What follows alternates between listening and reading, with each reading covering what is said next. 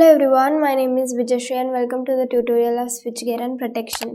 Previous tutorial में हमने देखे थे vertical, horizontal and pantograph type collectors. Okay sorry isolators. जो आइसोलेटर थे उनके 3 टाइप्स थे, उनमें से ठीक है types of construction of isolators में 3 टाइप्स जो थे उनमें से vertical break type isolator, then horizontal break type isolator and pantograph type isolator हमने पिछले ट्यूटोरियल में ख़त्म कर लिए थे. ओके तो आज हम देखने वाले हैं HRC fuse which is high rupturing capacity fuse. ठीक है, ये फ्यूज़ का एक टाइप है जो है high rupturing capacity fuse. Okay so screen पे आपको ये जो डायग्राम दिख रही है, this is the diagram of the HRC fuse. ठीक है, आपको क्या दिख रहा है स्क्रीन पे? एक फ्यूज़ एलिमेंट दिख रहा है. ठीक है, जो कि एक दूसरे से कनेक्टेड है वाया द आउटर एलिमेंट. ठीक है, आउटर एलिमेंट के बीच में ये जो फ्यूज़ एलिमेंट है वो लगे हुए हैं. ओके और ये जो आपको टैंक टाइप स्ट्रक्चर दिख रहा है, this is the cartridge, this is the made of a ceramic body. ठीक है, इसके अंदर ये जो भरा हुआ है दैट इज द, ये जो आपको डॉट डॉट्स दिख रहे हैं that is the filling powder. Okay और ये जो आपको लाइंस दिख रही है, ठीक है, ई शेप में, ये ई शेप है. ठीक है, और ये एक उल्टा ई शेप है. ठीक है, this is the brass end plate. Okay this is the outer case. और ये जो बाहर आपको लगा हुआ दिख रहा है this is the fuse link contact. Okay and this is the outer element and this is fuse element. Okay so this is the basic diagram of the high rupturing capacity fuse which is HRC fuse. Okay so अभी इसका construction कैसा है हम देखते हैं. सो HRC fuses consist of heat resisting ceramic body. HRC fuses consist of heat resisting, heat को resist करने वाली सिरेमिक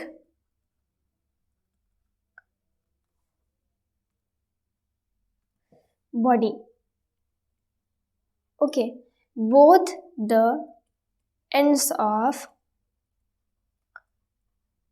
ceramic body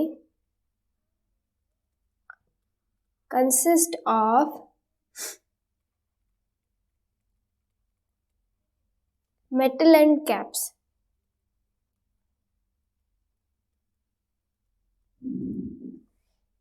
ठीक है, क्या बोला गया है, ये जो HRC फ्यूज़ है, ठीक है, this consist of a heat resisting ceramic body. Basically ये जो सिरेमिक बॉडी है ये क्या करती है, हीट को रेजिस्ट करने का यानी कि अपोज करने का काम करती है. ठीक है, both the ends of the ceramic body consist of metal and caps. ये जो है ये जो दोनों के दोनों एंड है, ठीक है, सिरेमिक बॉडी के. ठीक है, ये जो एंड पार्ट है this is the metal and caps. ठीक है, ये एक मेटल से बने हुए कैप्स होते हैं. ठीक है, so the next point is a silver current carrying element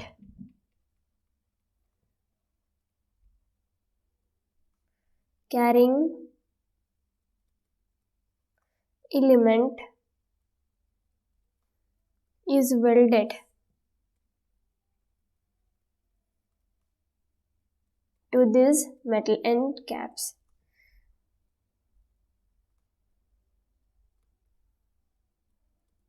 ये जो metal and cap ceramic body के एंड में लगे हुए होती है, दोनों के दोनों एंड की तरफ जो लगे हुए होते हैं.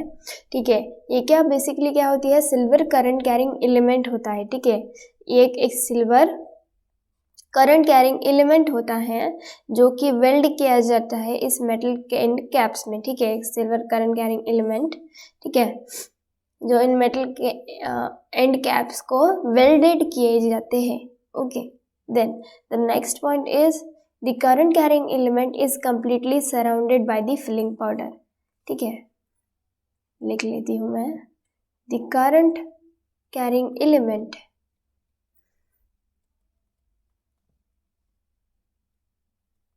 is welded to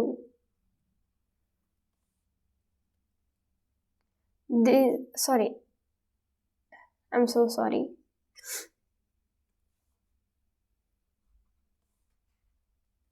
the current carrying element is completely surrounded by the filling powder.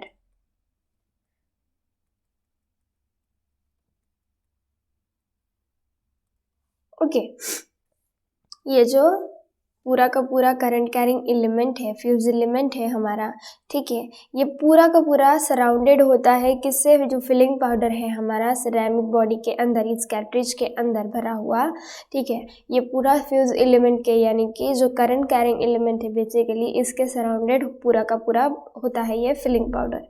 Okay, then next point is the filling material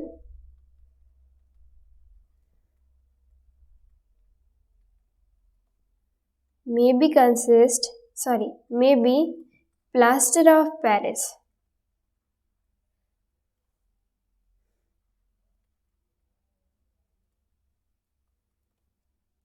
chalk, quartz or marble dust. So the filling powder material can be anything. Okay, या तो ये plaster of Paris हो सकता है, या फिर chalk का filling powder हो सकता है, या फिर क्वार्ट्ज से भरा हुआ होता है, या फिर मार्बल का डस्ट भी हम फिलिंग पाउडर की जगह यूज़ कर सकते हैं, एज अ फिलिंग पाउडर हम यूज़ कर सकते हैं. Okay, so the filling material can be plaster of Paris, chalks, quartz और मार्बल डस्ट. ओके, तो ये तो हो गया हमारे हाई रप्चरिंग कैपेसिटी फ्यूज़ का कंस्ट्रक्शन. ये हो गई उसकी डायग्राम और ये हमने देखा इसका कंस्ट्रक्शन बेसिकली ये कैसे कंस्ट्रक्ट किया जाता है. अब हम देखेंगे इसका वर्किंग. ओके,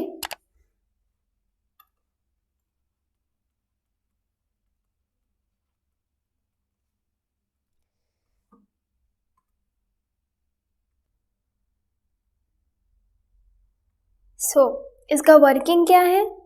फर्स्ट पॉइंट देखते हैं. Filling material acts as an arc quenching. Filling material basically क्या करता है? Material acts as an arc quenching.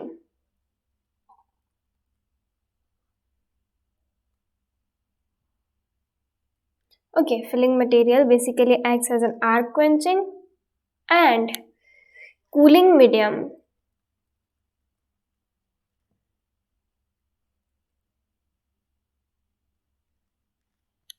Okay, when fuse element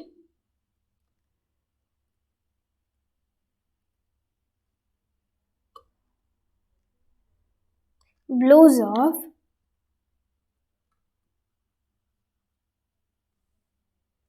due to excessive heat,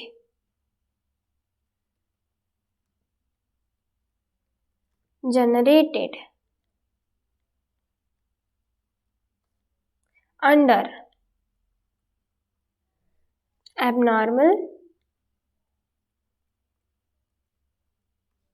condition.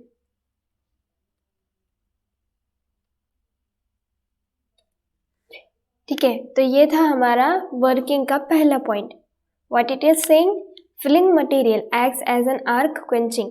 ये क्या? ये जो फिलिंग मटेरियल है हमारा, ठीक है, ये एक आर्क क्वेंचिंग का काम करता है. क्वेंचिंग यानी जो आर्क फॉर्मेशन होता है, ठीक है, उसको बुझाने का काम करता है. अगर सपोज किसी जगह पे कोई आर्क फॉर्म होता है या फिर स्पार्क, हम नॉर्मल लैंग्वेज में स्पार्क कहते हैं, अगर सपोज वो कहीं फॉर्म होता है तो ये जो फिलिंग पाउडर है उसको बुझाने का काम करता है. ओके, एंड कूलिंग मीडियम, ठीक है, एक आर्क तो क्वेंच करेगा ही, लेकिन जो कूलिंग मीडियम है उसकी तरह भी ये एक्ट करेगा. ठीक है, यानी कि ये जो हीटिंग का काम होता है, यानी कि अगर किसी जगह स्पार्क या फिर आर्क फॉर्म होता है तो उस जगह पे जो हीट है वो भी फॉर्म हो जाती है. ठीक है, तो इस हीट को कूल करने का यानी कि कूलिंग प्रोवाइड करने का काम जो होता है ये कौन करता है? फिलिंग पाउडर करता है.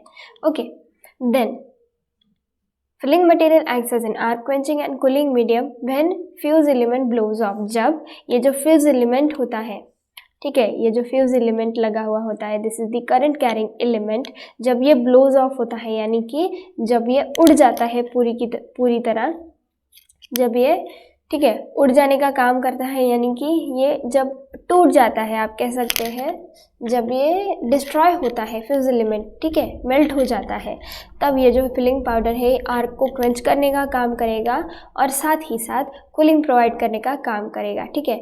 और ये जो फ्यूज एलिमेंट है ये किस रीज़न से ब्लो ऑफ होता है? Due to the excessive heat generated under abnormal condition.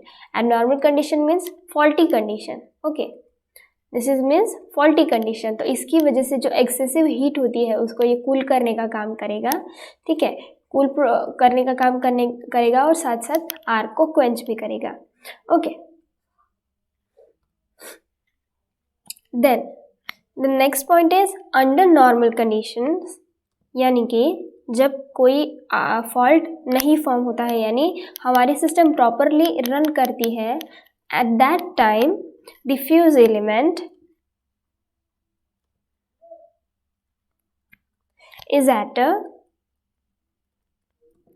temperature below its melting point,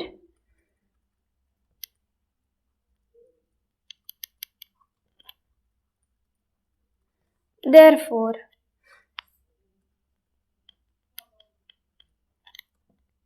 it carries the normal current without overheating.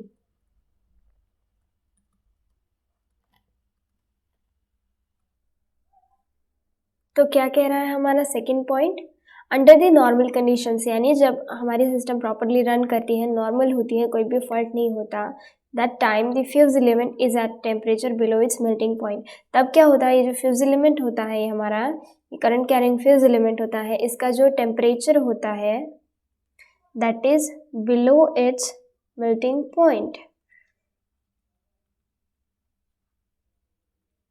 Okay. तो इसका टेम्परेचर जो होता है that is below it's melting point, therefore it carries the normal current without over heating. और इसी reason से ये जो नॉर्मल करंट होता है, ठीक है, इसमें से जो नॉर्मल करंट फ्लो होता है किसी भी डायरेक्शन से, ठीक है, तो ये जो करंट फ्लो होता है इसके रीज़न से, इसी रीज़न से, क्योंकि इसका टेम्परेचर जो होता है वो बिलो इसके मेल्टिंग पॉइंट के नीचे होता है, इसी रीज़न से ये जब करंट कैरी करता है तब ये ओवरहीटिंग नहीं करता। ये बताया गया है हमारे सेकंड पॉइंट में। अब देखते हैं हमारा third point.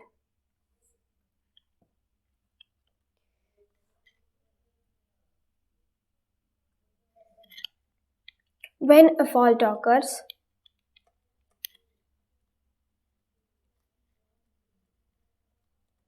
the current increases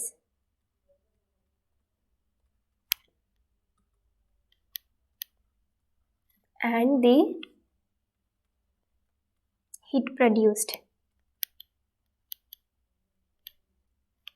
is sufficient to melt fuse element.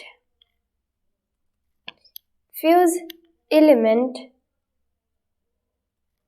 melt before the fault current reaches its first peak.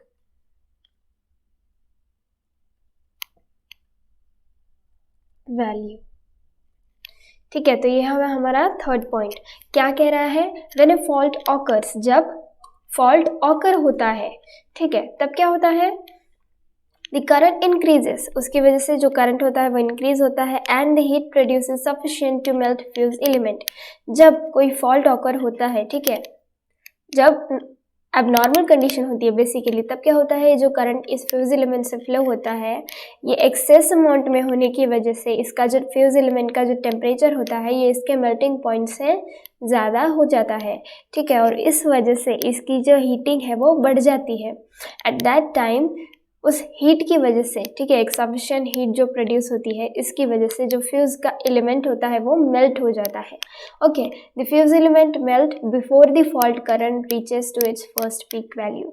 क्या बोला गया है, जब ये जो फॉल्ट करंट इसमें से फ्लो होता है, ठीक है, जब ये फॉल्ट करंट फ्लो होता है इसमें से, तब इसकी जो फर्स्ट पीक वैल्यू होती है, ठीक है, इसको रीच करने से पहले, ठीक है, ये जो फ्यूज़ एलिमेंट होता है ये मेल्ट हो जाता है। ओके, तो ये जो फ्यूज़ एलिमेंट है ये इसको रीच करने से पहले ही मेल्ट हो जाता है, इसकी फर्स्ट पीक वैल्यू को रीच करने से पहले। ओके, तो इसी रीज़न से जो फॉल्ट करंट है ये हमारा आगे की जो कोई भी प्रोटेक्ट, यानी कि जो हमारी सिस्टम है उसमें ये जो फॉल्ट करंट है ये पूरा का पूरा फैल नहीं सकता, ठीक है, क्योंकि ये फ्यूज़ एलिमेंट ने इसका कंडक्शन यहाँ पे ब्रेक कर दिया है मेल्ट होके। ओके, तो ये बताया गया है हमारे थर्ड पॉइंट में। सो देखते हैं हमारा last point, vaporization of metal silver element. Vaporization of metal silver element chemically reacts with filling powder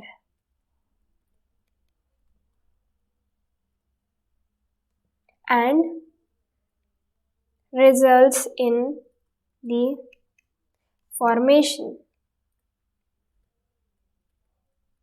of high resistance substance and helps in quenching the arc.